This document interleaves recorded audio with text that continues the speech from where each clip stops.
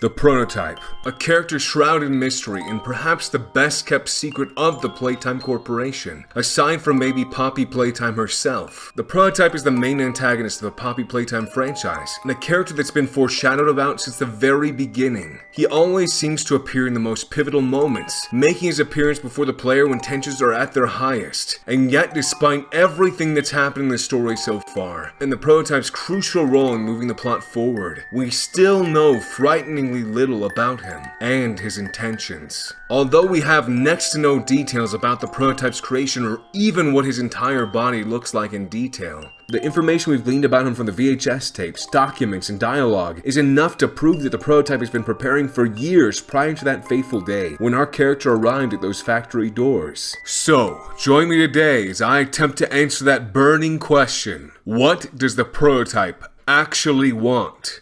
During each chapter of Poppy Playtime, we see foreshadowing for the Prototype everywhere. Our very first glimpse of him is through a hastily scribbled sketch of his hand on the wall in the room at the beginning of the first chapter, and a VHS tape introducing us to him briefly, along with our first glimpse into the Hour of Joy near the end of Chapter 1. Near the end of Chapter 2, we see the Prototype's hand reach out to grab what was left of Mommy Longlegs. He could have retrieved her remains at any point, but he decided to take her remains in the exact moment he knew we were watching. We also get an additional VHS tape in the chapter explaining how the Prototype practically preached containment. This tape introduced us to his violent nature, as it made it clear that there were no practical benefits of ending the scientist's life. In Chapter 3, we first make contact with the Prototype via Ollie, who gives us insight into the factory, the smiling critters, and some of the things that have happened there. We also see the Prototype take Catnap away at the end of the chapter. Finally, we hear a conversation between Harley Sawyer and the Prototype, which contextualizes why the Prototype feels so much animosity towards these experiments being performed at By Playtime Co.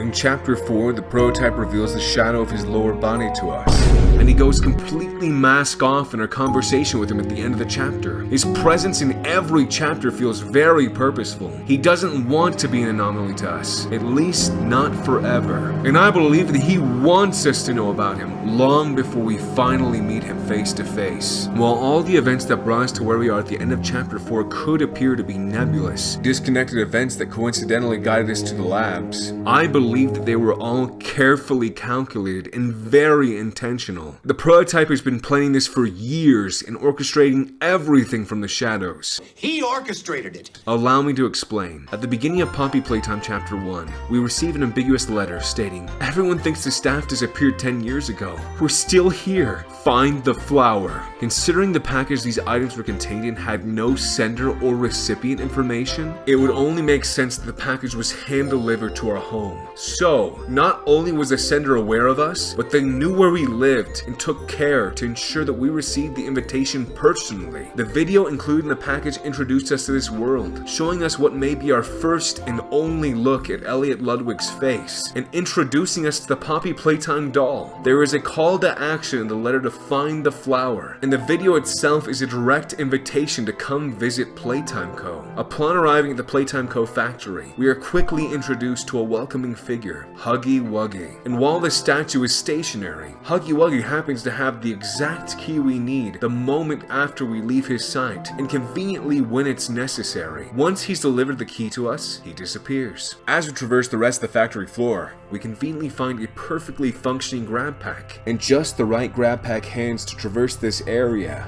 We also discover VHS tapes that begin to unfold the true history of the factory, with even more personal ones you'd think would be locked away, like the Stella Graber interview video, located in plain sight. And once we've seen all the factory floor has to offer, Huggy appears, and our door to exit behind him closes just as quickly. And as one door closes, another much smaller door conveniently opens up in front of us. Upon entering this tight space, Huggy Wuggy begins chasing after us. Now, if we fail during this section, it becomes abundantly clear that Huggy Wuggy isn't opposed to a free meal. But our protagonist is capable of much more. At least the death screens we see upon failure seem to believe so. We are meant to survive, and we are granted the exact tools needed to do so. Upon exiting the ventilation shafts, we find a conveniently placed box right above the exit, which allows us to quickly dispose of Huggy. After taking care of Huggy, we find a VHS tape of a researcher discussing the incident that caused the factory to close 10 years ago. A tape tape which more formally introduces us to Experiment 1006. With no conceivable way to return to the factory floor, the only way forward is down. And what do we find at the end of this corridor of industrial catwalks?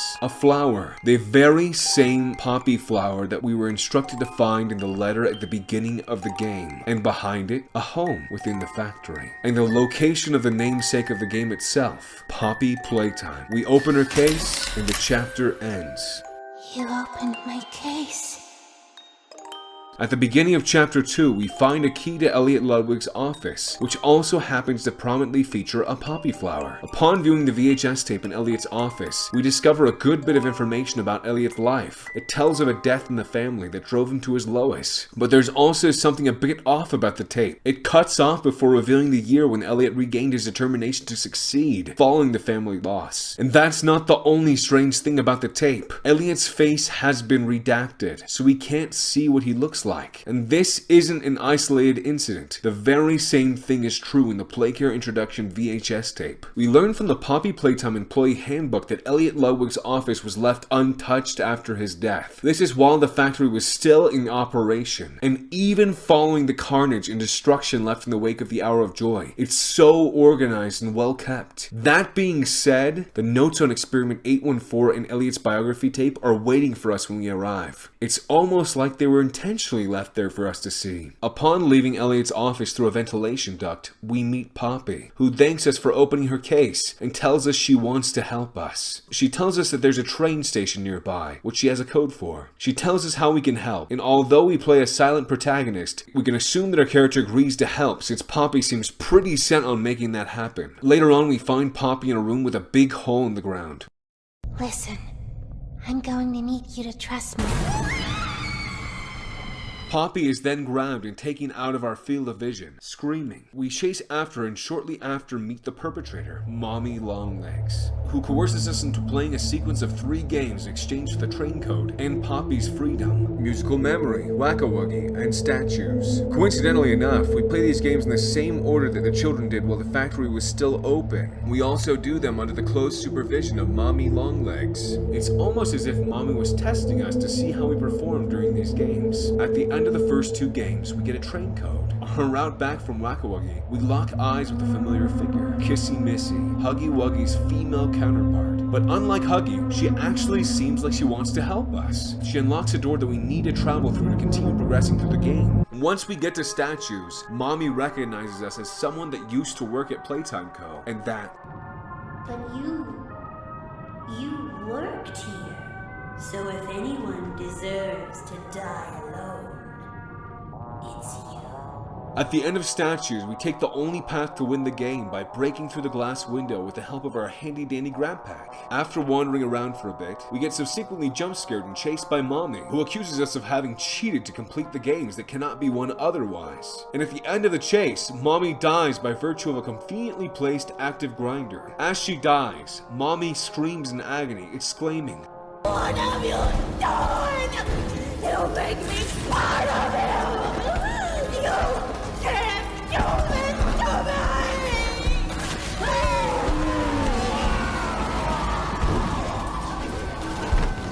Once Mommy gives up the ghost and her remains fall to the ground, the prototype no sooner appears to claim what remains. It's almost as if he knew we were there, and he was waiting for Mommy to die. On our way to rescue Poppy, we find another tape lying on the floor in front of a VHS player. This tape tells us more about who the prototype is, including a visual of his hand that matches the hand we saw drag Mommy away just moments earlier. Once the tape is over, we continue up some scaffolding and free Poppy, who simply says, Did you kill her?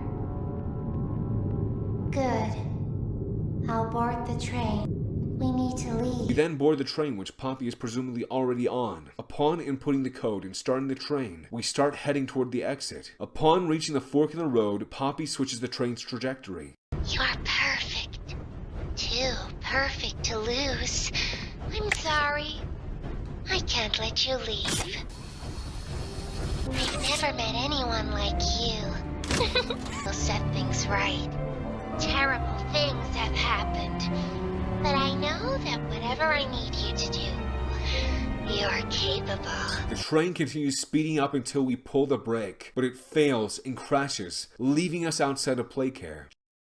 In Chapter 4, a lot of stuff happens, so I'll try to be brief with this one. We start off right where Chapter 3 ended. We separate from Poppy, who goes after Kissy Missy, while we try to find the safe haven. We start by making our way through several areas, eventually finding a massive cave full of piles and piles of bloody toy bodies. Upon arriving at the transportation area, we get a call from Ollie. He sounds different, and he tells us where the piles of bodies came from. Upon getting the train going, we meet the doctor, who calls us a little germ and tells us that he'll make a game of us. Initially, he believes that we only made it here by the barest skin of our teeth, but he quickly changes his tune when he witnesses what we're capable of. After doing some puzzles, the doctor reaches out again, saying, "Let's test the response to said fear when pushed into action." We are tasked to survive the nightmare critter's onslaught until a doctor has seen enough, at which point the nightmare critters let up. Ollie tries to call us, but he is overtaken by static. After some additional running around, we find ourselves being tested by the doctor again, this time with red smoke. We have to escape the gas before it overtakes us, turning the valve to shut it off and moving to an area where the gas is cleared. Later on, we confront the doctor again, who says, You know, I never thought I'd see another like you.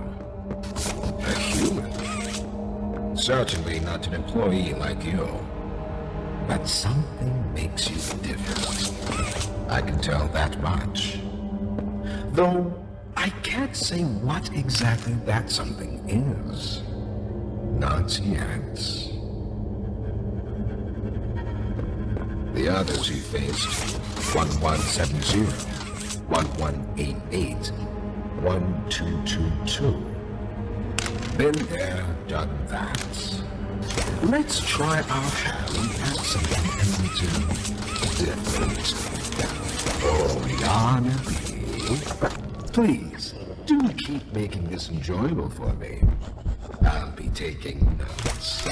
Again, he makes it very clear that he wants to know what makes us so resilient, and that he's testing us to find out. We have our first brief encounter with Yarnaby, who we easily escape from. Then, after much foreshadowing, we finally meet Pianosaurus, who is immediately gobbled up by Dewey. Now that hit the spot. I haven't eaten in weeks.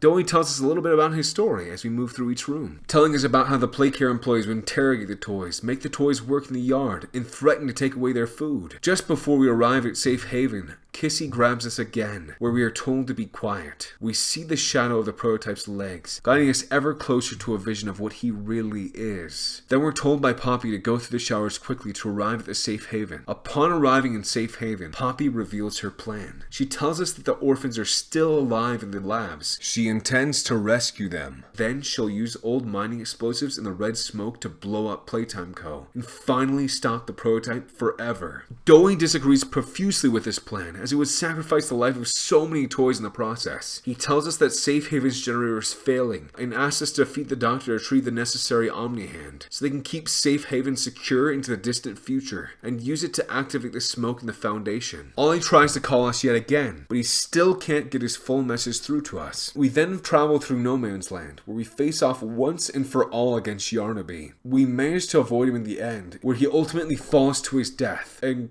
dies in a pit of lava. We then enter the doctor's territory, where we find Dewey yet again. We quickly learn that Dewey is extremely weak to the cold, suffering intense pain after being frozen by a stray beam of frozen air. Upon leaving Dewey, we hear from the doctor, who says, Ah, and here you are.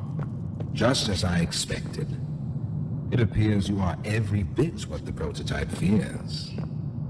And to think Playtime had someone of such rare quality and never noticed. Funny.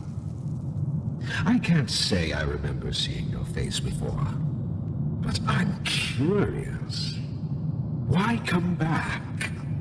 It can't be that a vague letter was your only reason. Was there someone you loved here? Someone you'd lost?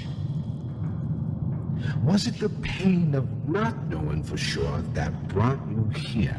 We learn a few crucial details from this dialogue. In particular, the prototype has expectations of us, and we fulfill them. The Doctor also knows about the letter we received at the beginning of the game, but how would he know about that letter? And who could have possibly written it if all the humans died? We will come back to these questions later. We then continue through the area, surviving traps and puzzles. As we start to grow closer to him, he freezes one of our hands and gives us a rather interesting monologue about Poppy. Poppy told you her story, of course. Innocent is bliss. And she is oh so innocent. Did she tell you her part of the hour of joy? That she knew it was coming? Or did she leave out that crucial detail? Yes, that wouldn't surprise me. Has she not strung you along, betrayed you, and told you only what you needed to know to do exactly as he asked?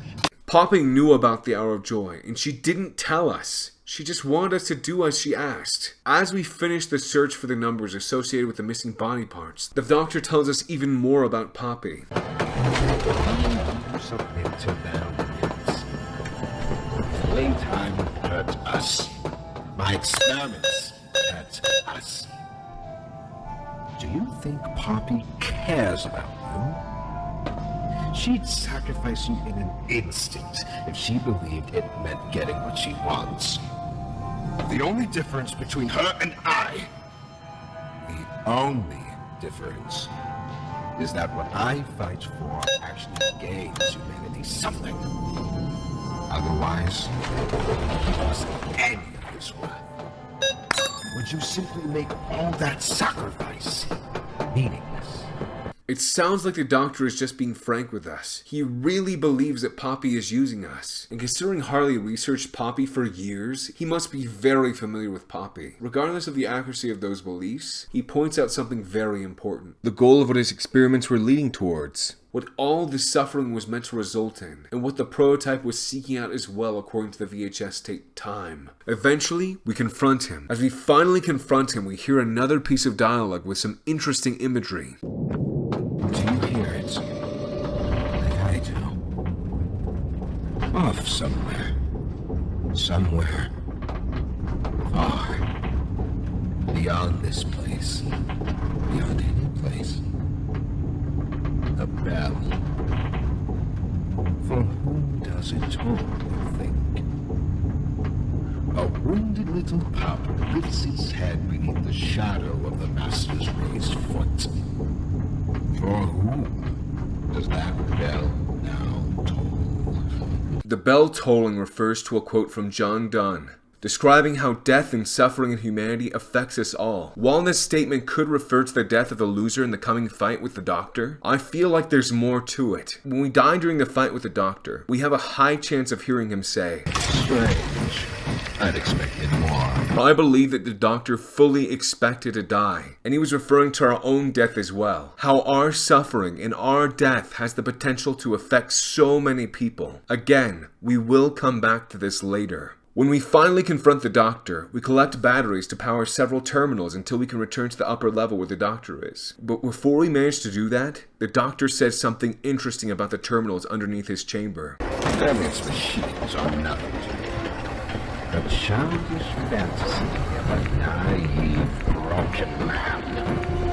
They won't sell. Before we finally return to end the Doctor's life, he says, It was going to be mine. It was all going to be mine. My discovery, my recognition. I was the one. Almost as if he was jealous of someone. It's almost as if someone had unlocked the secret he wanted to unlock for so many years. Upon finally returning to the Doctor's chamber, we remove the keycard from the machine sustaining the Doctor's life, causing his systems to fail and the Doctor to perish. As he dies, he tells us that You saved no one. Once we obtain the Omni Hand, we return to the safe haven and find ourselves in the middle of a heated debate between Doey and Poppy of what they should do. Before Doey can finish giving his piece on why they should spare the toys, Ollie interrupts them, telling them that the prototype is outside. Poppy tells Doey to go distract the prototype and instructs Ollie to help us fix the generator. Once the generator is fixed, Ollie says, It's done. I did it. Good. Doey is still gone, so Poppy pushes forward with the plan to place the explosives in the foundation. Shortly after placing the explosives in the foundation, an explosion destroys Safe Haven, killing all of the peaceful toys there. Doey runs back to check on everyone, only to find that they're all dead. When we find Doey, he initially blames himself, but quickly shifts the blame to us. It was you who ruined everything! No, that's not true. They jump-started the generator. They destroyed everything! I'll kill you!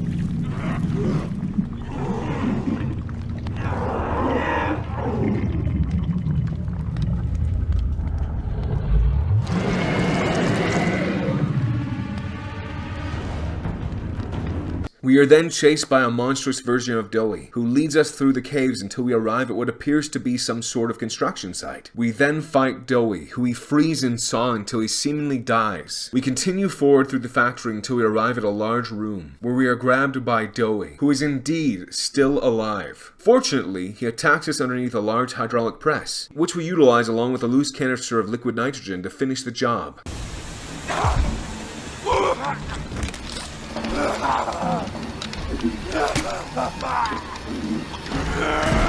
Can't trust anyone! The gentle voices lie! You lie! I'm trying to be better, to be who they needed. Not smart enough, not good enough, not...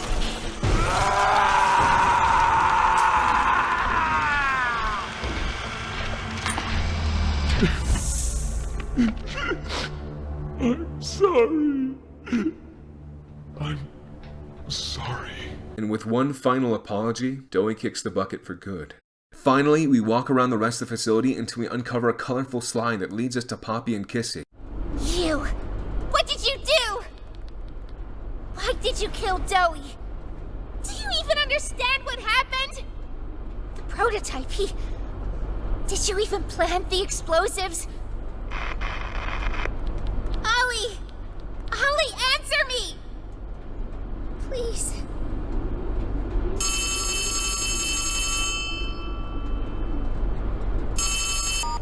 Ollie! Something's gone horribly wrong. The safe haven... Shelf ventilation block B6. Is this where you are, Poppy? What? Stay where you are. And listen closely. You're not going to run. You're not going to fight. The charade is over. Who is this? An obvious question with an obvious answer. Poppy questions our actions. Poppy tries to reach out to Ollie, but it's revealed that Ollie was a prototype all along, manipulating events along the way to get this exact outcome. You... What did you do with Ollie? I'm right here, Poppy. For you, I'll always be here. The doctor, Catnap, Mommy and Huggy, they're all dead. You have nothing now. No one. And soon, you'll have less than that. Stop that. You don't need to pretend anymore. Poppy. You don't need to play at being stronger than you are. You can Come home. How much do you know? Everything. This isn't right. All those years. Was there ever an Ollie? Yes, there was. But that was a very long time ago. Let me tell you what comes next. I'm going to come up there, and I'm going to Find you your collaborators. The few you have left, they will be dealt with. What are you going to do with me? I've got something special in mind. I prepared it just for you. And this one. You will never want to leave. No. No, no, no. This entire time, you've lied to me! Only because you've kept missing the point. I've taken the liberty of retrieving those explosives from the Foundation. Thanks for collecting them. Those aren't the way. I've put them to good use. I admit, though, I'm disappointed. After all that time in your case, I'd hoped you'd see things Differently, don't you understand? It's always been about you. And we'll hobby what we are.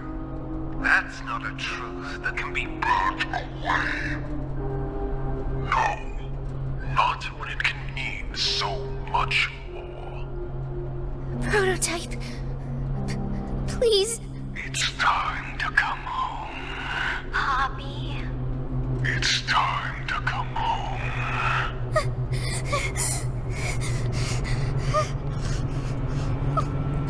I can't go back in the case. I can't. I'm sorry.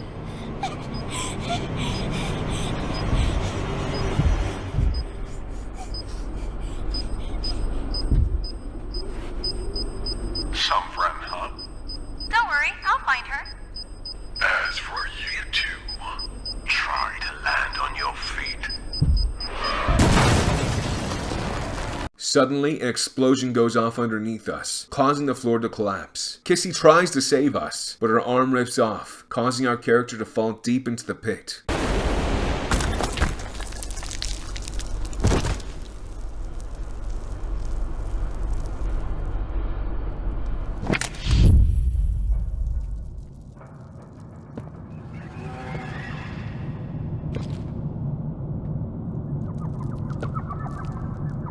Upon landing, we find ourselves at the Playtime Co. Labs, and upon inserting the conveniently placed top secret VHS tape from Leith Pierre into the TV in front of us, an alarm is triggered, alerting the badly wounded Huggy Wuggy of our presence. As he shrieks, the room behind him fills with red smoke, ending Chapter 4 on the most high-stakes cliffhanger yet. Looking back, there were several clues in our conversations with Ollie that make it clear that the prototype has a vested interest in our well-being. It's also more evident than ever that the events of the first 4 chapters are no coincidence. Just like the Would You Kindly of Bioshock, the prototype leveraged the Ollie identity as a method to coerce us into doing exactly what he wanted us to do. But before he could leverage that identity, he needed us at the factory, and he needed us to free Poppy. As mentioned earlier, our arrival at the factory was entirely the result of the letter we received saying that our coworkers were still at the factory. In the VHS tape labeled Time, we learned that the prototype was relying on Harley Sawyer to crack a specific secret. You know I'm still your best shot at cracking that secret. While he didn't specifically mention why time was of the essence, one thing has become incredibly clear. The toys are hungry, and the prototype doesn't want them to suffer any longer. We see this clear as day in Project Playtime, where the prototype takes great care to ensure all the toys are fed. The others are hungry. The others are starving. Get up. Even Dog Day tells us that the little toys that follow Catnap are fed in return for their loyalty to the prototype. And of course, the prototype reminds us in the Time VHS tape that the Doctor's usefulness was the only reason he was not stripped for meat and spare parts. And while it's obvious that the prototype could have easily killed our character in Chapter 1 or 2 if he really wanted us for meat, I feel like he has a greater purpose for us. That's why we were invited to the factory. He has plans for our character. And now, while it may feel like a stretch to say that the prototype wrote the letter, as we don't have many confirmed handwriting examples from the prototype, we have seen at least 2 documents expressing the same kind of commanding attitude that we see from the prototype, and Poppy. We also know that Poppy didn't write the letter because she had been locked in the case. While the writing the propaganda flyer and the Find the Flower document don't share the exact same handwriting style, they both use uppercase letters, share significant spacing between the main thoughts, and present a clear invitation to join us or find the flower. Those are not the only examples of the prototype's influence in our player's journey. Coincidences like having a perfectly usable grab pack available when we need it, grab pack hands conveniently placed along our path, the tests we undergo with Mommy and the doctor, meeting people that used to know us like Mr. Light, and every VHS tape we found along our path. They were all placed in our path by the prototype. Even before the factory closed, the prototype had a plan. During Project Playtime, we discovered that the prototype knew what the scientists were doing. We also see in Project Playtime that the prototype leveraged tools like the TVs and phones to communicate with conspirators like PW about the plan to set the toys free and overtake the factory. We learned from the Restricted Condemnation VHS tape that these conspirators contacted during Project Playtime by the prototype were employees like Preston Willard and Stella Graber, who were simply tired of seeing the toys suffer. In the first VHS tape communication of Project Playtime, we learned that the prototype required conspirators to prove themselves trustworthy, and instructed them to tell no one about their communications. He wanted the Bigger Bodies initiative to fail. During the second tape, the doctor talks about the success of Boxy Boo's creation. He receives a call on the phone, which indicates that the prototype already knew about the Bigger Bodies experiments he had been conducting. The prototype also tells us that he will call us when the time arrives. In another VHS tape posted to the Mob Entertainment YouTube channel, we see that the other experiments could tell that 1199 was different.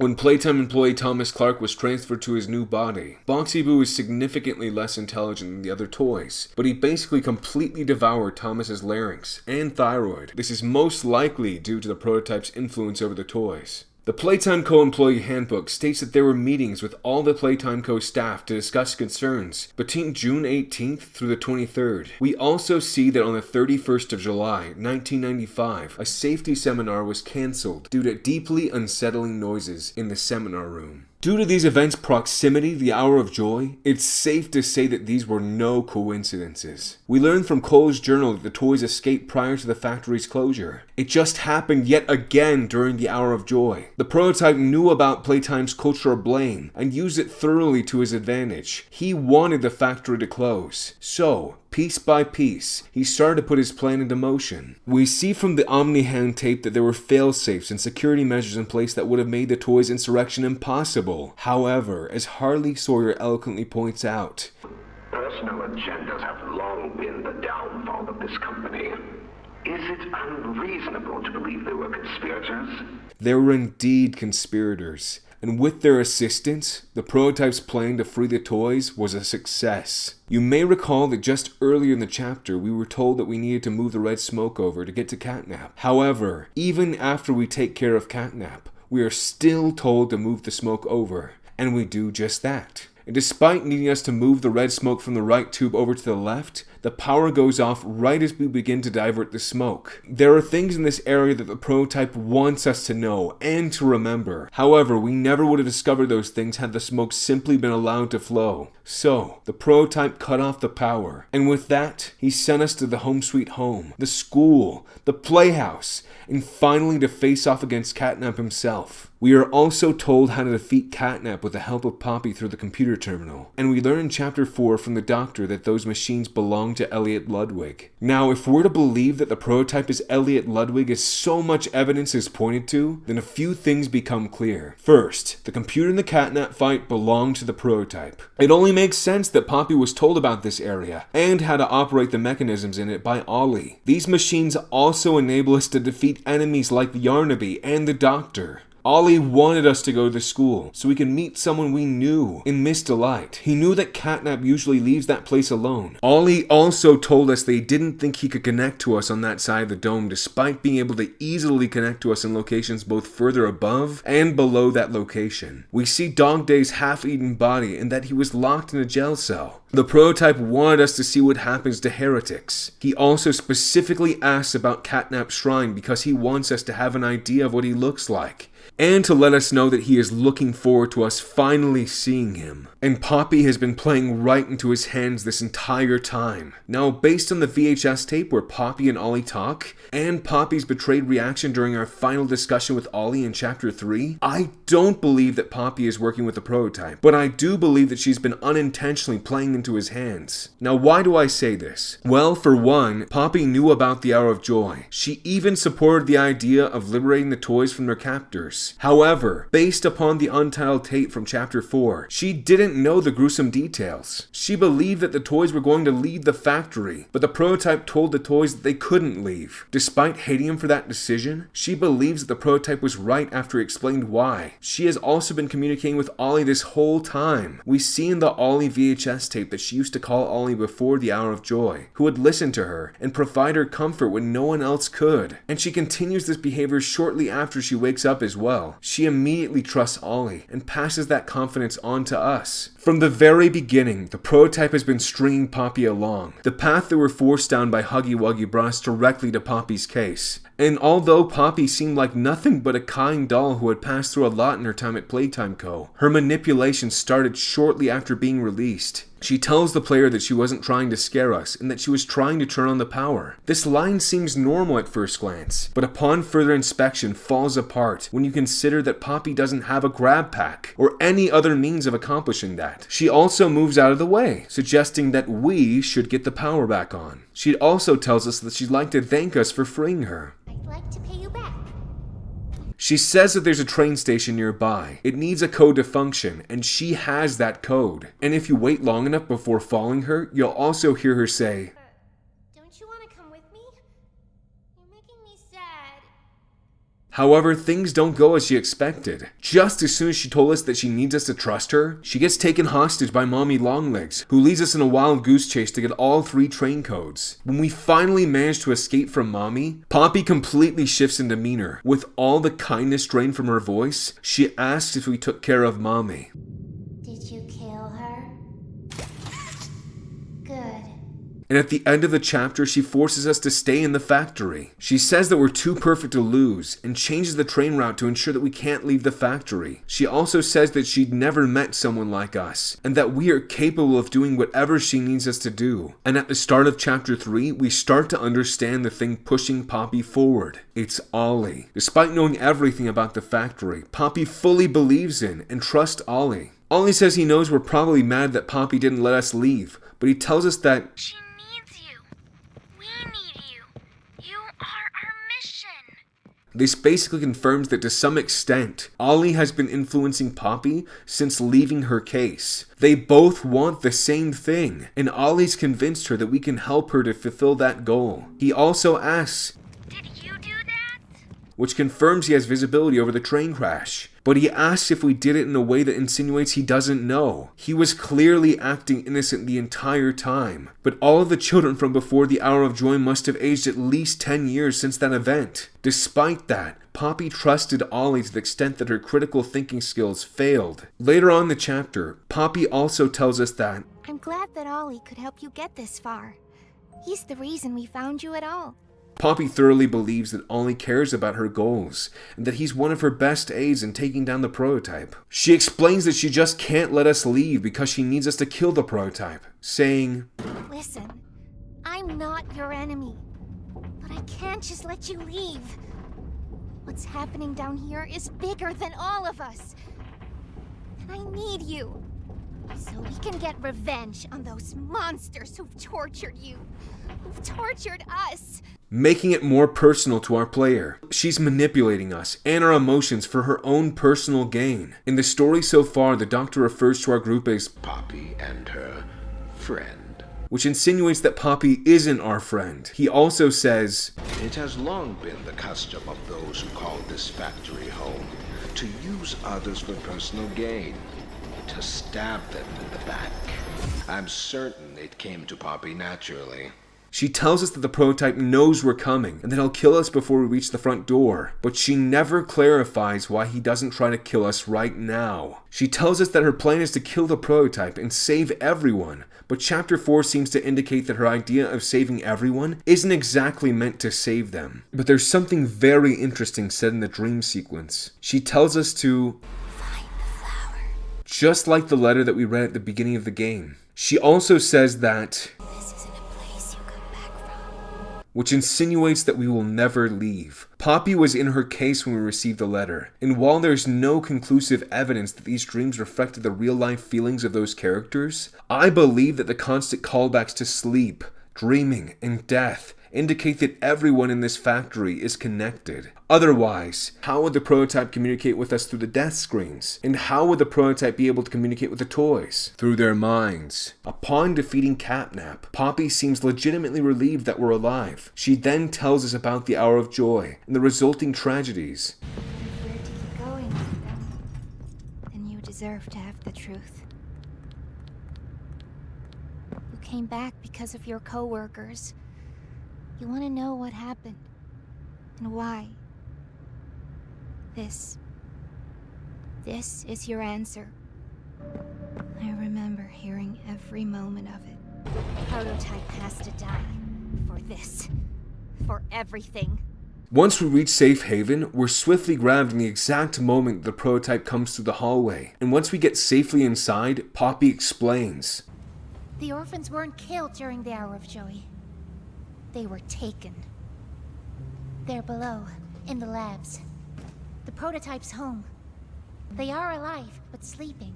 She also knows about the properties of the red smoke. The red smoke you redirected from Playcare? It's an accelerant. All it needs is high pressure and a little spark. And it ignites. When Doey and Poppy are talking, Doey tries to show Poppy that the toys are people, not just things gone wrong. But despite all of his pleading, Poppy says, I wish there were another way, Doey. But I just don't see it. Poppy also believes that losing the doctor will have gotten the prototype's attention. He'll be scared. He knows he's losing now. The power cuts off right when Doey pleads against exploding the Foundation. Then we immediately get a call from Ollie saying, He's outside! Without any additional explanation, we follow Poppy's directive to fix the generator according to Ollie's instructions. He tells us exactly how to fix it using the Omni Hand. And at the end, he sighs in relief and says, It's done. We did it. Good. Despite hearing nothing else from Doey, Poppy thanks us and says not to wait, but to head for the Foundation anyway. Previously, the way the Foundation was closed off. However, when we arrive, we find our buddy Barry the minecart knocked over, and the path open for us. We face no issues when redirecting the red smoke, and upon returning, we see Doey. Doey says, I let him away, didn't I? The generator's fine. It's...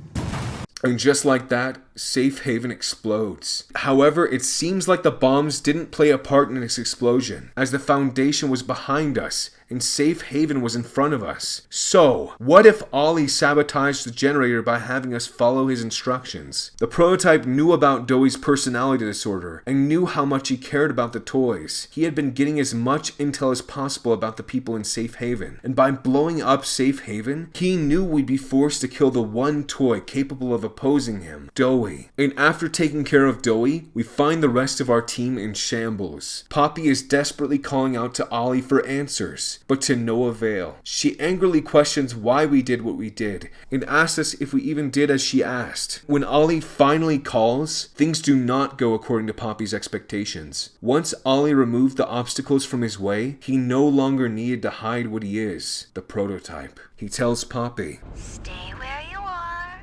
And listen closely. You're not going to run. You're not going to fight. The charade is over. Who is this? An obvious question with an obvious answer. and when asked what the prototype did with Ollie, the prototype responds with, I'm right here, Poppy.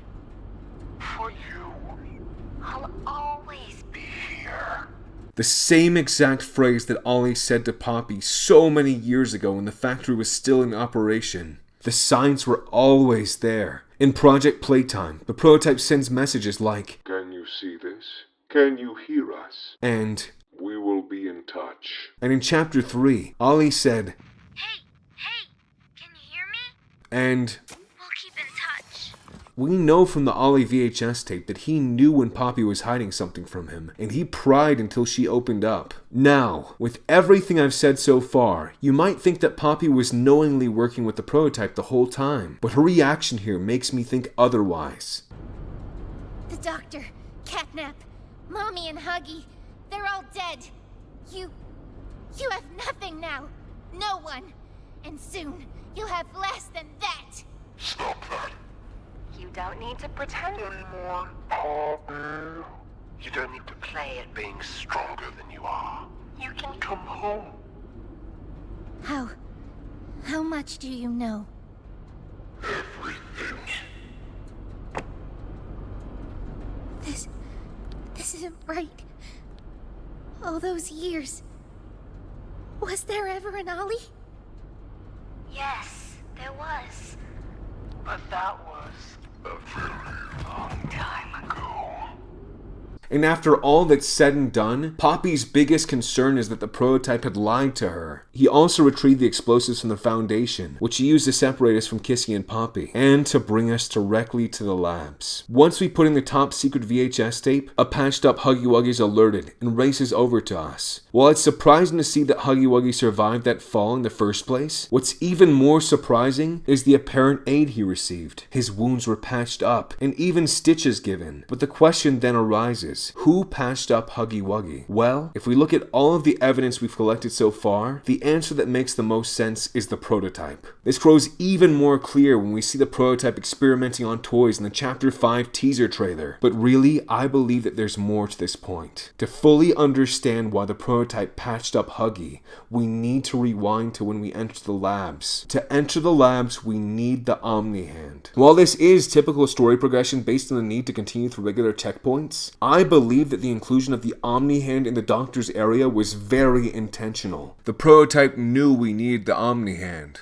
and he knew that the only way for us to get it was by killing the Doctor. And that's where we get to my next claim. The prototype wanted us to defeat the antagonists that we fight in each chapter, as they were only cogs in the machine of fulfilling his goal. And we directly see this in every chapter. If we are to believe that Huggy is working with the prototype, then it only makes sense the prototype commanded Huggy to give us the key needed to progress further into the facility. The prototype was testing us, and once the time was right, Huggy made his grand entrance, leading us down the only available path. Although the path was a tight squeeze and Huggy quite large, Huggy quickly gained traction behind us. And considering the space where this chase occurred was so cramped and had so much vertical movement, even the slightest slip up would have ended with us becoming Huggy's dinner. With all of that in mind, the fact that we managed to not only escape Huggy in the vents, but to also take him down with the tools we had just received showed promise. In Chapter 2, we meet Mommy Longlegs. Through the many years the prototype has lived in the factory, he must have become very familiar with Mommy and her behavior. In the documentation surrounding Mommy, we learned that she was kind to both the orphans and the other experiments before the Hour of Joy. But she also had a very fragile temper and expressed violence toward Playtime employees. Over the years, Mommy seems to have become even more temperamental, as she kills Bunzo, the Wuggies, and PJ following their failures in each game. Once Mommy finally breaks, we have to think quickly to outsmart her and hide in places where she won't look for us, like the furnace. However, even as we successfully escape from Mommy in the underground facility, she still manages to catch up with us in the grinder room. Now, our character's journey should have ended there, as we learned from the Playtime Co-employee handbook that the grinder power grid should have been turned off. However, just like a box was conveniently placed in our path at the end of Chapter 1, fate smiled in our favor yet again. Upon pulling the grinder's power switch, it miraculously turns on the moment that Mommy gets the grinder room, and with almost no effort at all, the machine makes quick work of Mommy. Despite being crushed by the grinder, Mommy didn't express fear of death. No, she seemed afraid of something else.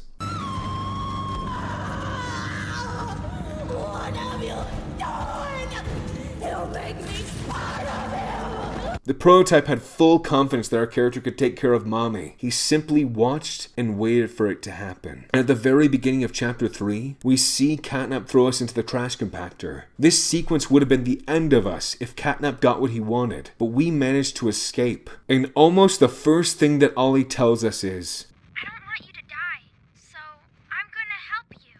and We need you. You are our mission. in the Home Sweet Home sequence, Catnap is hunting us, and Ollie manages to call and tell us, You need to run.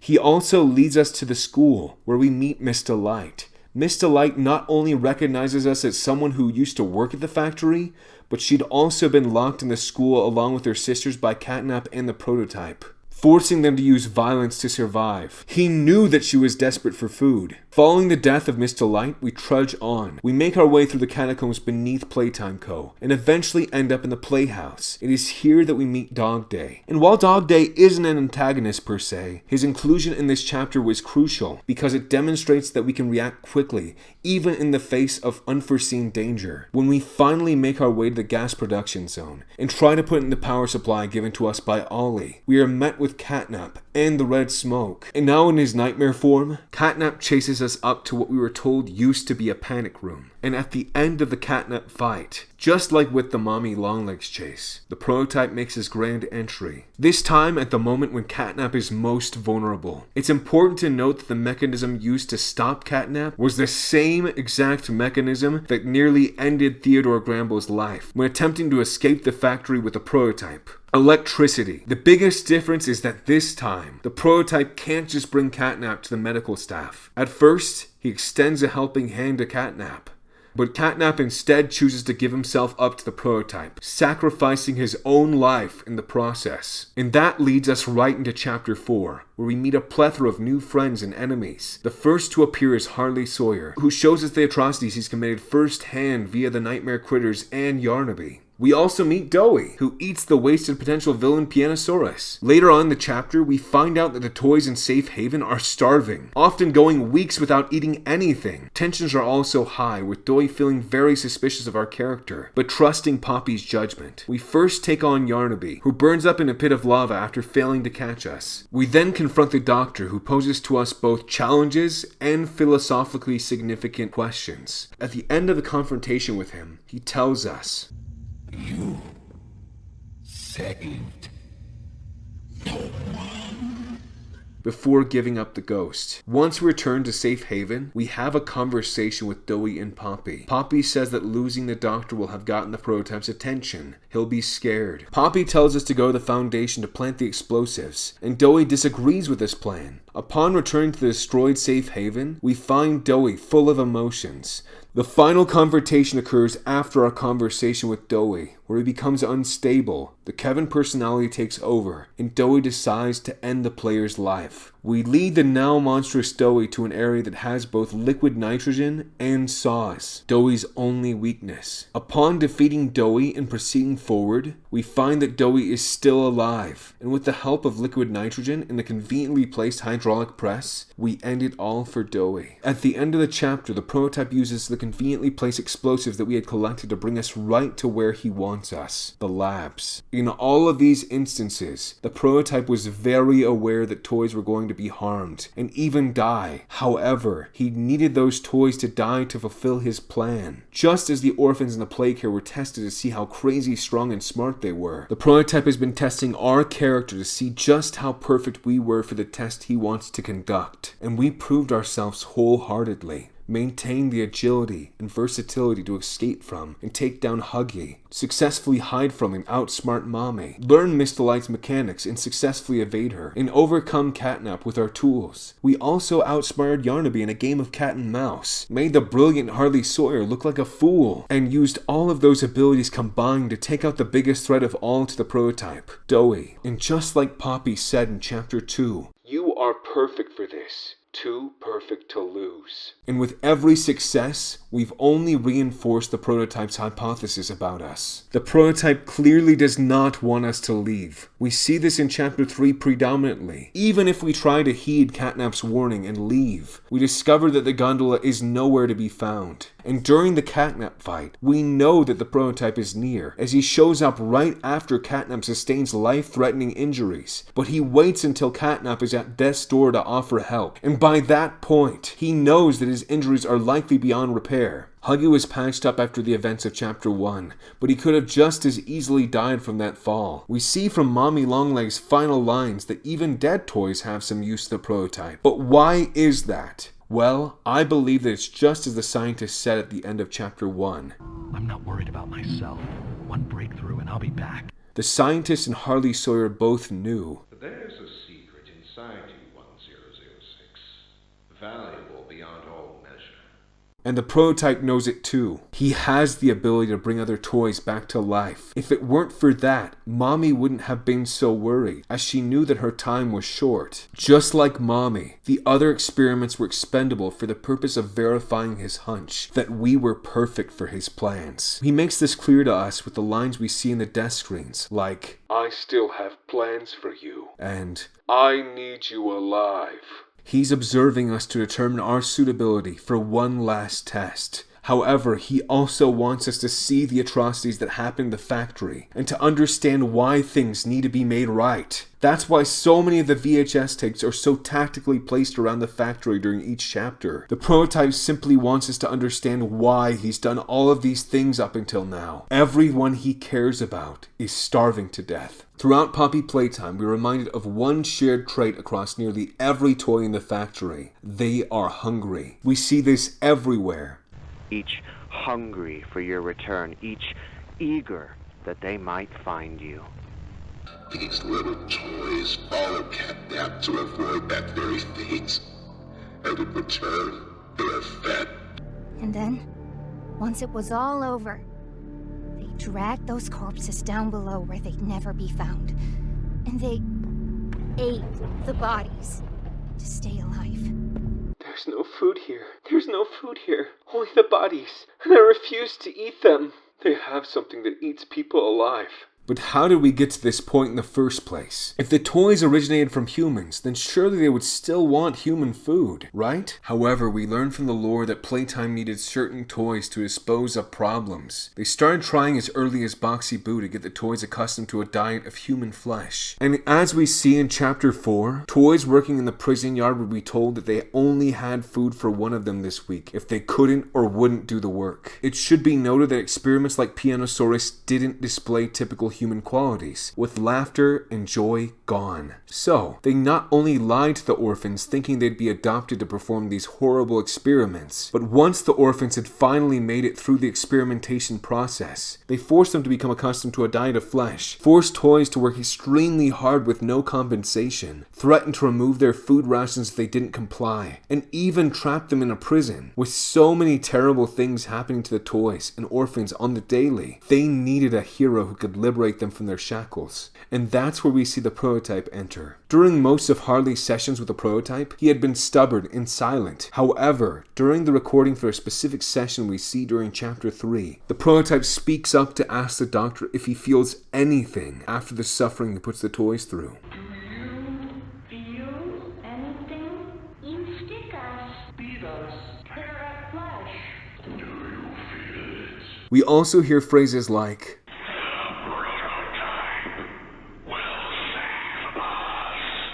from Catnap, and we see other toys working under the direction of the prototype. They are trying to build more toys, more like you. It has to be stopped. He seems to have a solution to the toys' hunger problem, and they believe that he can set them free. Send them down the hole. Feed them to the toys below. To the feeding pit. If we are to understand why the prototype feeds the toys with human flesh, then we need to understand why he is so violent. One crucial indicator of the prototype's reasoning for violence is the trailer of the Forsaken map in Project Playtime. In the trailer, we hear Ollie say, "Compassion is the discarded gem of the Forsaken, a relic of innocence left behind like a misfit toy. Call me a forsaken soul, but I am but a wayward plaything, cast aside and lost in the depths of abandonment seeking purpose in the shadows.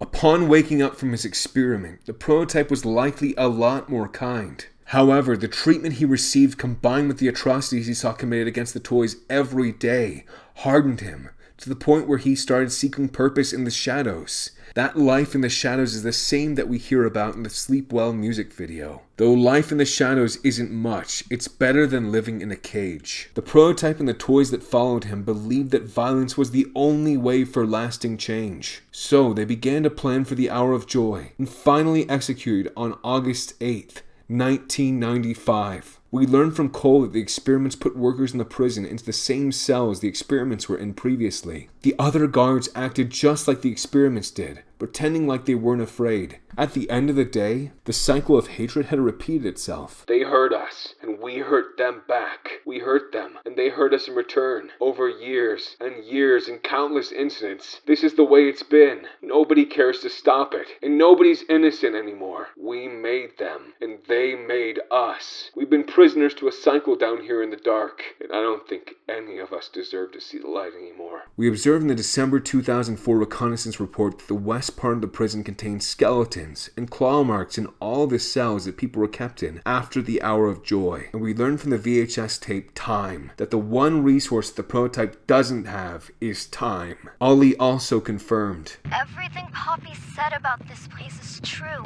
It's hell. But she also hasn't seen it like I have. It's worse now. Worse than ever.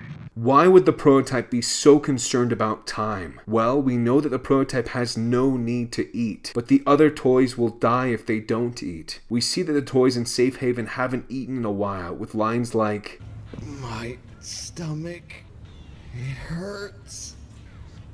When's the last time you ate?" I can't remember, honestly.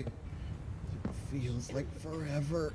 We also know that Dowie hadn't eaten in weeks before Pianosaurus showed up. And we see this clearly when we find Riley's leftover remains, which is basically just fur and bones. She refused to eat the bodies, so she died. But we also find leftover toys that aren't completely bones, and that's why I believe the prototype hasn't added every toy to himself. The prototype believes that we can save these toys, perhaps even the partially eaten ones. He understands that his body has this special capability to bring things back to life, but it won't do any good if these toys are still hungry. And that's where we come into the equation. The prototype has referred to the hunger of the toys many times in his messages, and he wants us to reciprocate. Others are starving. More lives are at risk than just yours. This isn't about you. We still need you. Don't leave us like this. They're still hungry. They'll always be hungry. We are starving. There isn't much time. Please, we can't do this alone anymore. They're everything to me. We need to make this right. I won't let it end like this. We see the phrase innovation is key a lot in Poppy Playtime, but it's never really explained. To the scientists of Playtime Co., innovation is key likely referred to their goal, the secret that Harley Sawyer was searching for in the prototype, one that was valuable above all measure. All other goals and plans were secondary to meeting this goal of innovation, and Elliot Ludwig set everything into motion. And while we don't get to see exactly what happened at the beginning of his breakthroughs in the biography of Elliot Ludwig, we do see a note on Elliot's desk talking about experimenting with poppy gel and rats. He was the one who suggested that poppies had life-altering properties and wanted to push this testing to larger subjects. While we don't know if this testing was done on humans during Ludwig's time as the head of the company, it's clear that he was obsessed. He believed that he could achieve immortality, and he was willing to invest into the project to the extent that he was divorced by his own wife. The scientists studying this clearly believed it could bring them back, even after death. As a scientist from Chapter 1 said, "I'm not worried about myself. One breakthrough and I'll be back." Harley referred to their goal as worth all the suffering incurred in the process. We also see the phrase innovation is key a lot in the death screens, with a lot of those screens referring to the prototype and how awesome he is. In one death screen in particular, we read, "He has saved us." While it's unclear if these messages are coming from the toys that are a part of the prototype, it is clear that the prototype is connected, not just to the other toys, but to us as a player as well. The prototype clearly sees the toys suffering, but does he perhaps physically feel their pain as well? Playtime Co. used toys and matched children with specific toys they thought they'd be compatible with. They were bonding children with toys to increase chances of their soul staying with the body. PW was one of the scientists creating the bigger bodies, and believed that intelligence is what made the prototype valuable. Now that's part of the equation, but it goes much deeper than that. And the executives of Playtime Co. seem to be the only people who really know what their real goals were. Stella Graber's interview also mentioned death and growing older a lot, and how she wishes she could be young forever. She wasn't just stating a vain desire of her heart. She was sharing the real purpose and mission of Playtime Co. She felt right at home from the second she entered because they shared the same goal that she had. When Stella was confronted about the methods they used in the factory, she was disappointed about the effects they had on the children, but she believed that down the road, what the researchers were doing could someday help a lot of people out there, including so many kids. Eddie also said, "All of us are on a ledge. Great things are coming. Great things that will someday make a lot of people very happy. But to do so, to make that dream real, we need this."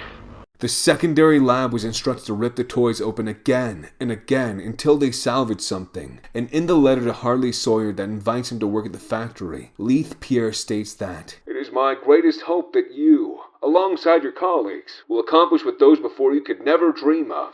Great and miraculous things happen when minds such as yours come together. For you, I have a project of a lifetime." And during the trailer for Chapter 2 of Project Playtime, Harley Sawyer states, "Mortality is the curse of the weak, the fire that incinerates the flesh. I strive to snuff that flame. Call me a monster, but I am simply a man who will escape from incineration and embrace the infinite." The entire idea of his Bigger Bodies initiative wasn't just to increase workforce and simultaneously decrease the number of lawsuits. It was meant to discover the key of immortality through innovation. As Harley Sawyer said in the experiment that created Boxy Boo, "You have proven my Bigger Bodies initiative a success. Many doors have opened today, thanks to you."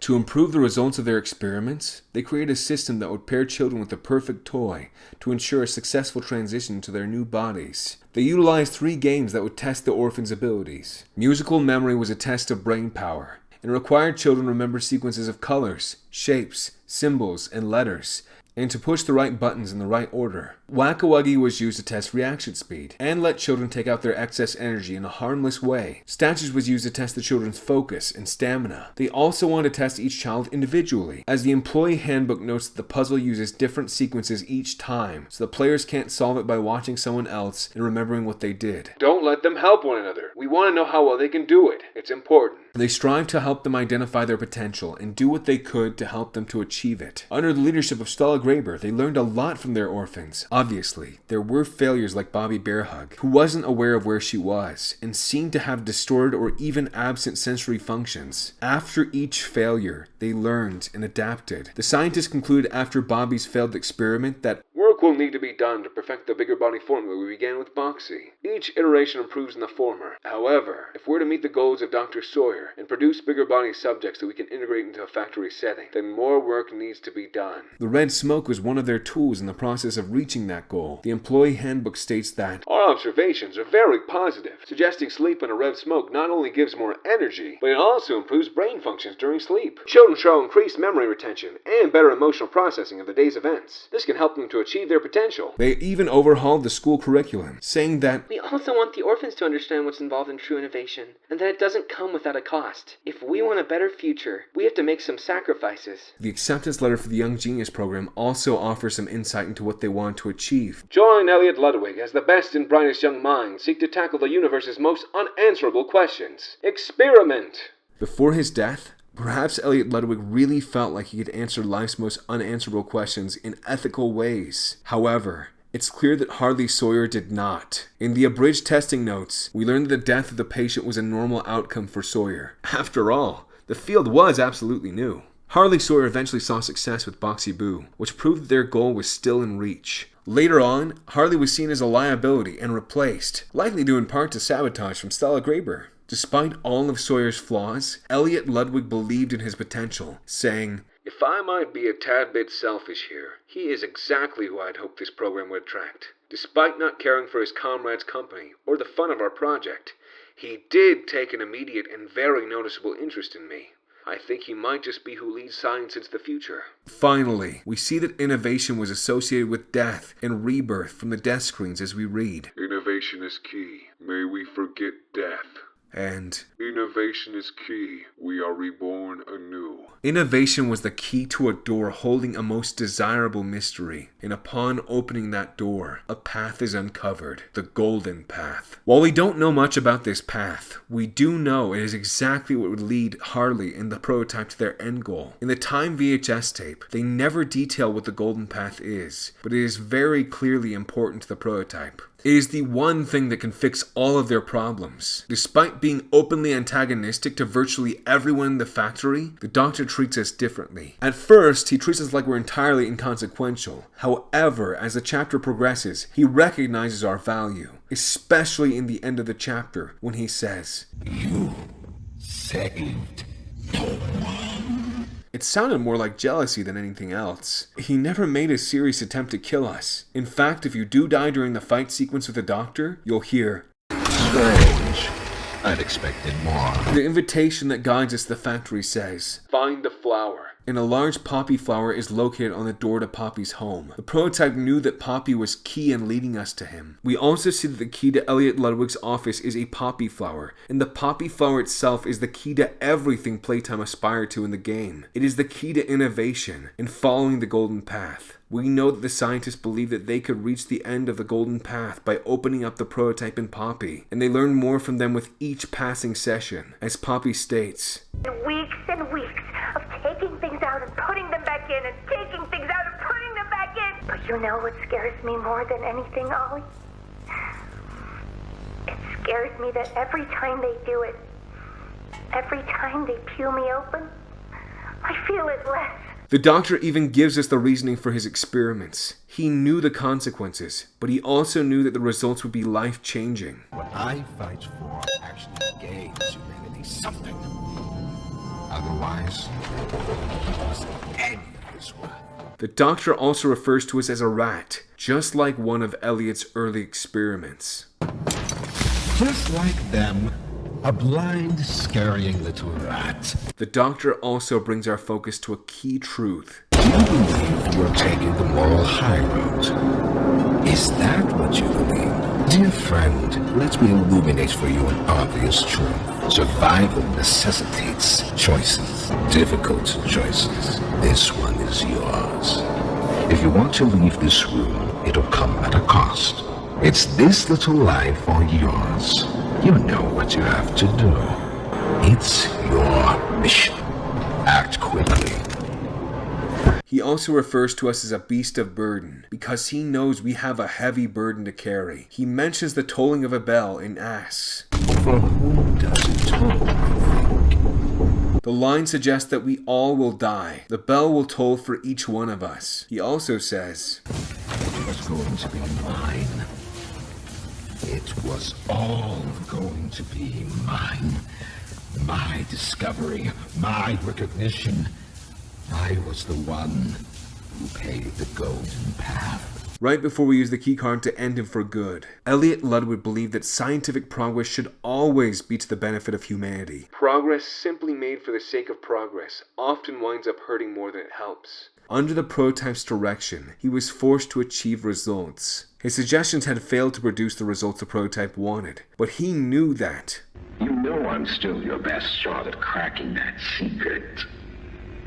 They were obviously looking into immortality, but as Harley points out, even when this place was fully operational, we were beating our heads against this. You can't expect to do it on your own so quickly. With Harley's suggestion for more test subjects and labs access denied, the prototype told Sawyer to provide me more options.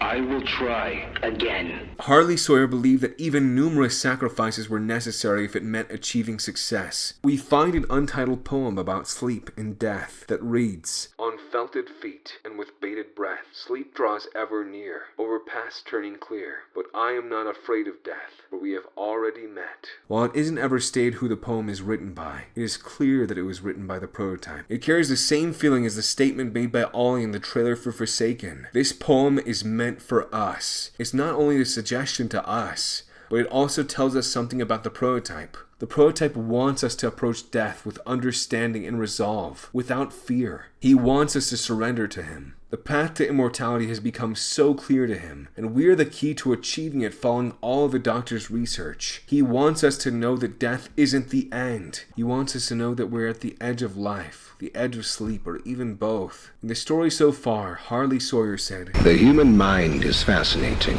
Each wants to believe in its own sense of significance. Many live their whole life in ignorance of the truth. That's really their weak. But in a corner, sometimes we reveal ourselves as something more. And our intruder, they're something special indeed." As we went further down to the factory towards the prototype, the Doctor said, "Down they come, like lambs to the slaughter." As Elliot Ludwig states in the employee handbook, "We strongly believe that the true magic lies within our people. Both the prototype and the Doctor know that our character is no exception. And despite all his failures, I sincerely believe that the Doctor cracked the secret that he points to so many times in the games." We first learn about the secret in the end of Chapter 3, when the Doctor says, But there's a secret inside you, 1006, valuable beyond all measure. There is a cryptic message from Harley in the Icepick ARG maze which seems to point to the secret we've been hearing all about. "I will find it. A little closer each time. Light bulb. Closer and closer." While the Doctor was cryptic in a lot of his communication, one thing is very clear. He was focused on achieving this goal. We also learn in Chapter 4 that the Bigger Bodies Initiative wasn't about making mindless monsters. Their first goal was to achieve conscious thought, which someone had previously achieved long ago in Poppy and the prototype. And the Doctor was experiencing pretty significant progress in breaking the bounds of possibility, with experiments like Doughy the Dough Man and Catnap. However, getting turned to experiment clearly hindered his progress. Not only that, but the Hour of Joy only limited his resources, with the prototype denying him access to both the labs and the orphans as test subjects. Despite this, Harley is still incredibly confident, saying, "You know I'm still your best shot at cracking that secret." And despite considering killing Harley for a brief moment, the prototype quickly reconsiders. He tells Harley to provide him with more options. Well, we don't know all the details about those options. It's very likely they involve getting the Doctor both test subjects and the proper equipment to continue testing. But why do I believe that he was finally able to crack this secret to immortality? Well, towards his final moments, the Doctor basically says that it doesn't matter how many orphans had to perish, if it meant accomplishing his goal. After all, what good would all of that suffering have done if they couldn't crack the secret? Before finally getting unplugged, the Doctor seems upset. Not because of his death, but because the discovery wouldn't be attributed to him. It was going to be mine. It was all going to be mine. My discovery, my recognition.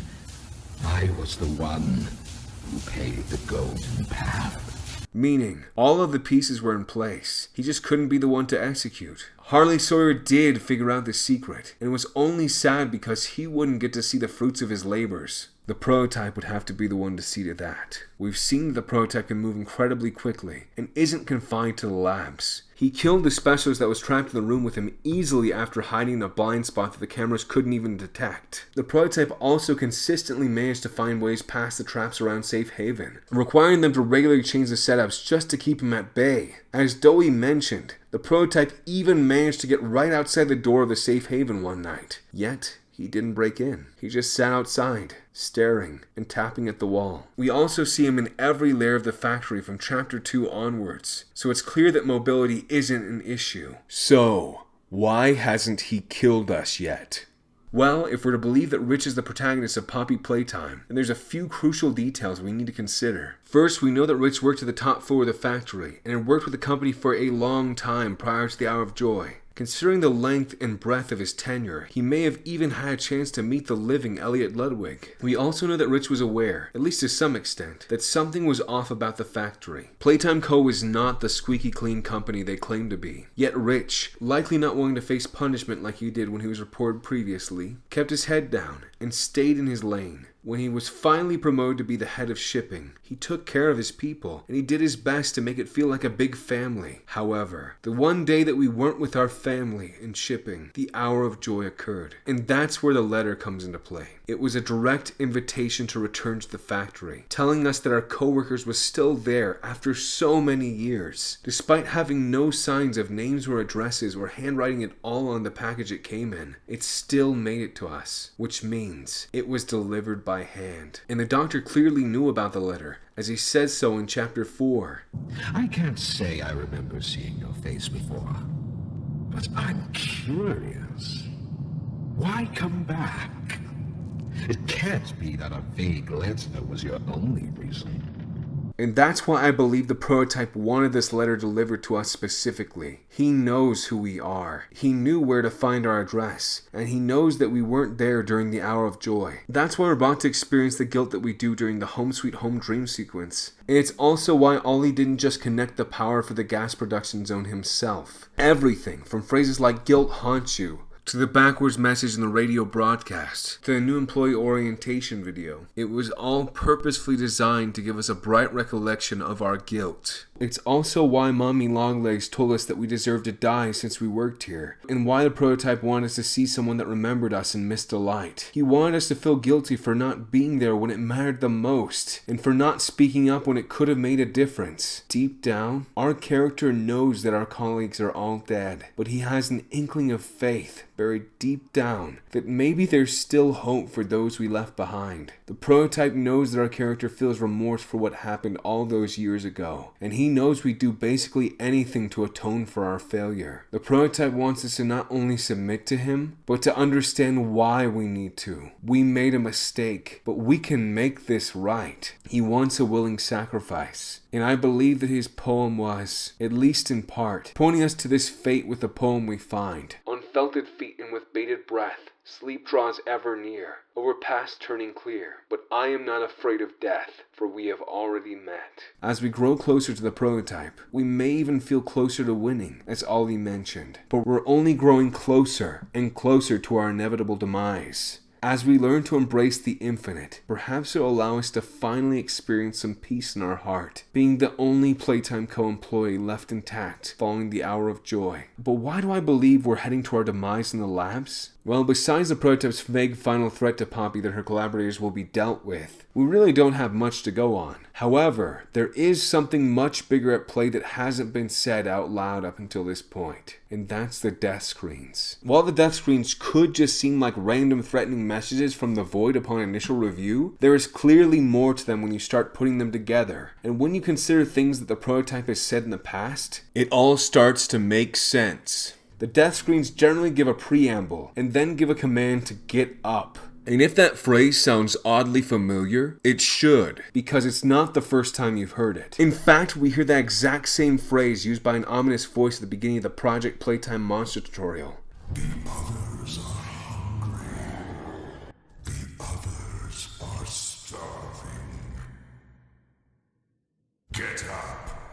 And while it's never made entirely clear who is speaking here, we receive confirmation from the Restricted Condemnation and the Restricted Salvation VHS tapes that the prototype was communicating with conspirators like Preston Willard prior to the Hour of Joy. We see this very communication occur at the end of the altered VHS tapes in the theater room in Project Playtime. The speaker also mentions establishing a secure line and that he would call the person watching when the time arrives. And we see similar distortion of VHS tapes occur in the Restricted Relocation video, and the video directing employees how to stay safe when the Hour of Joy occurs. But how is the speaker changing these tapes? Well, it's simple really. I believe that the prototype is connected to everything in the factory. We don't know all the details about the experiment that created him, but clearly many VHS tapes throughout the factory have been altered.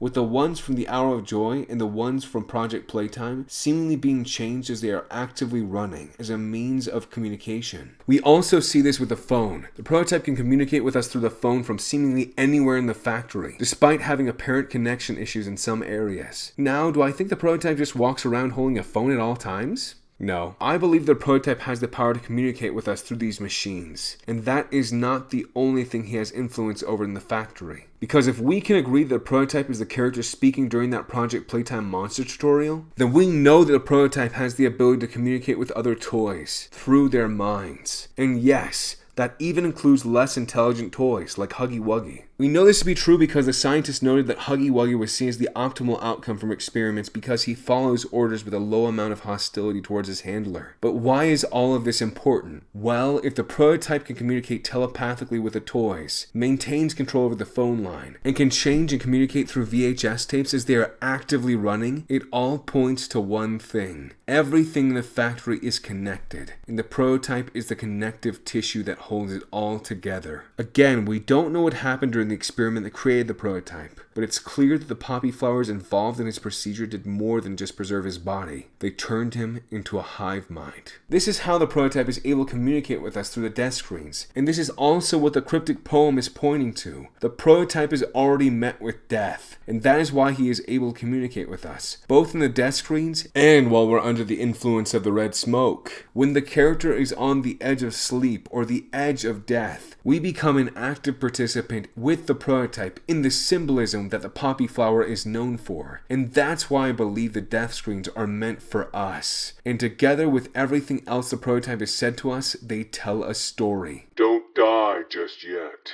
Get up. More lives are at risk than just yours. Get up. It's too early to die. Get up. I need you alive. Get up. Nobody is here by choice. Get up. You can take it. Get up. You can die later. Get up. This isn't about you. Get up. Your rest is over. Get up. I won't wait for you.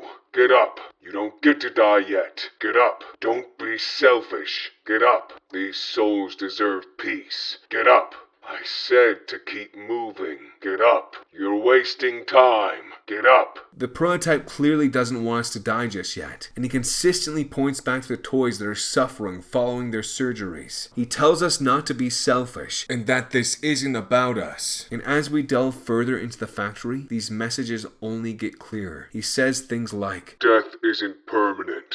We're just getting started. You're stronger than this. Don't leave us like this. We still need you. There isn't much time. I still have plans for you. And perhaps most chilling of all, there are fates worse than death. Although the prototype never explicitly mentions it to Poppy, he is always calling importance to our presence as Ollie. I don't want you to die, so I'm gonna help you. But she needs you. We need you. You are our mission. Together, we can save a lot of people, including you. Hey, are you alright? No ouchies or lost body parts?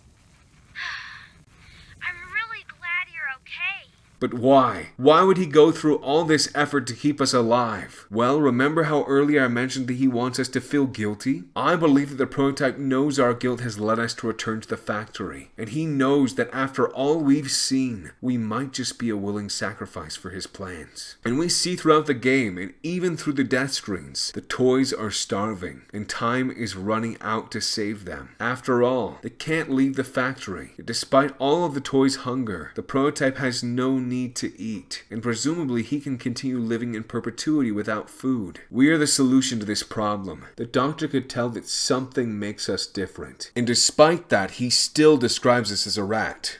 Just as Elliot Ludwig experimented on rats all those years ago out of curiosity to discover the potential life-altering effects the poppy flower could have on the human race, he now has the opportunity to experiment once more on a different kind of rat. He now understands how to perfectly replicate its capability to grant immortality thanks to the doctor's efforts. But he still needs a willing participant, someone who is capable of enduring the sheer agony of the same perfected procedure that was used to make Poppy and the prototype. And we have proven ourselves to be that perfect candidate again and again and again, as we managed to survive against some of Playtime's most ferocious toys. We have proven ourselves to be crazy strong and smart enough to be the one who brings peace to the ever-hungry toys across the factory, as the prototype ushers in a new period of peace among his beloved family members. But first, we must suffer. The prototype has been preparing us with lines like, "You'll never leave this place. The fight is futile. I'm sorry,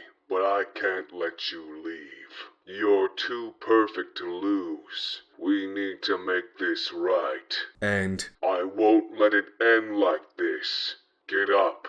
And just like Preston, the Inside Animals, the prototype will experiment on us with poppy flowers to create a solution to the toy's hunger. He will use the knowledge he's gained from Harley and his extensive research to conduct this immortality surgery on our character, which then may be able to be replicated across all the other toys in the factory. Perhaps not perfectly, as they aren't perfect test subjects like our character, but with the aid of our completed body, he can bring his vision to life, giving us a fate worse than death, as we serve as a living Philosopher's Stone, continuing to open us up and experiment on others until every single toy is saved.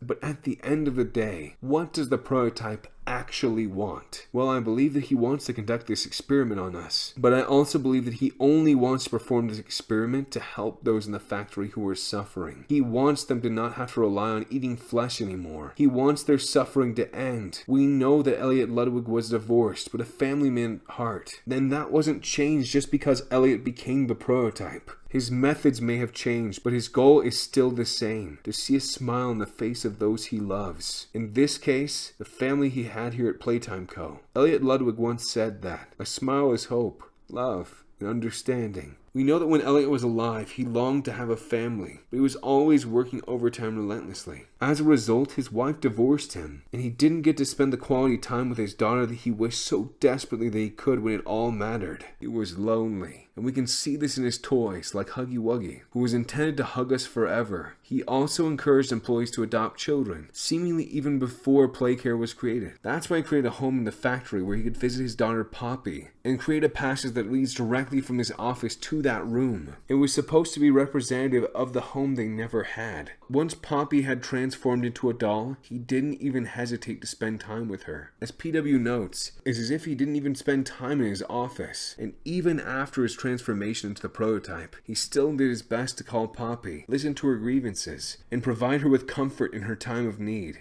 He played pretend with his daughter even when she hated the real him. Not only that, but when Poppy says, "The doctor, Catnap, Mommy and Huggy, they're all dead. You have nothing now. No one. And soon, you'll have less than that." It feels like it legitimately hurt him.